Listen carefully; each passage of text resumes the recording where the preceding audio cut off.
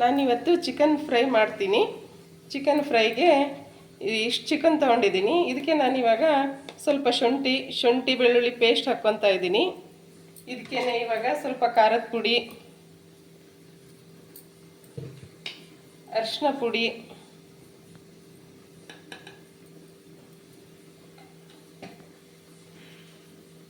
ಉಪ್ಪು, ನಿಮ್ಗೆ ಎಷ್ಟು ಟೇಸ್ಟಿಗೆ ನೋಡಿ ಖಾರದ ಪುಡಿ ಉಪ್ಪು ಹಾಕ್ಕೊಳ್ರಿ.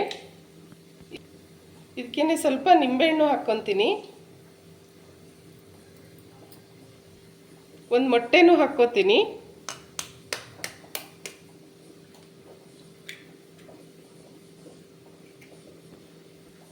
ಇದನ್ನ ಇವಾಗ ಕೈಯಲ್ಲೇ ಮಿಕ್ಸ್ ಮಾಡ್ಕೊತೀನಿ.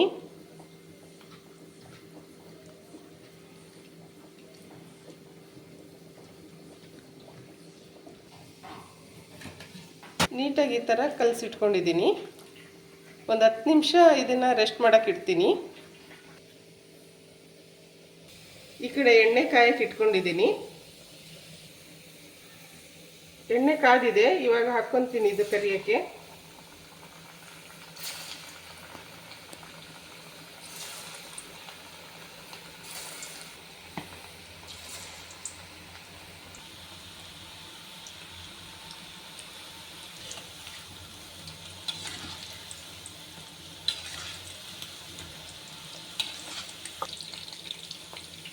ಇನ್ನೂ ಸ್ವಲ್ಪ ಕಲರ್ ಬರಲಿ.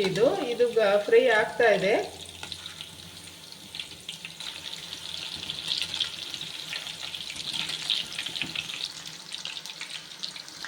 ಆಗಿದೆ ಇದು. ಇವಾಗ ಇದಕ್ಕೆ ಚೆನ್ನಾಗಿ ಮಸಾಲೆ ಹಿಡಿದಿದೆ.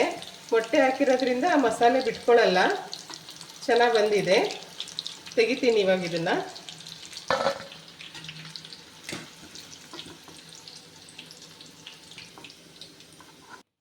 ಚಿಕನ್ ಫ್ರೈ ರೆಡಿಯಾಗಿದೆ. ಈಗ ನೋಡ್ರಿ ತೋರಿಸ್ತೀನಿ. ಚೆನ್ನಾಗಿ ಬಂದಿದೆ.